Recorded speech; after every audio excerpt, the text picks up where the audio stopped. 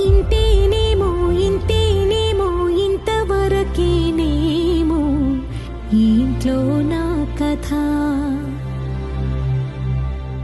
అంతేనేమో అంతేనేమో అంతులేని వేదనేమో ఆడపిల్లను కదా.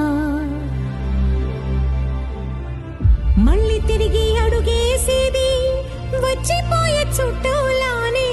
నేను పుట్టి పెరిగిన ఊరికి ఇంకా పైన పొరుగుదాన్ని. కట్టదాటి గంగ నేడు కంట పొంగెనే. ఎంత ఎంత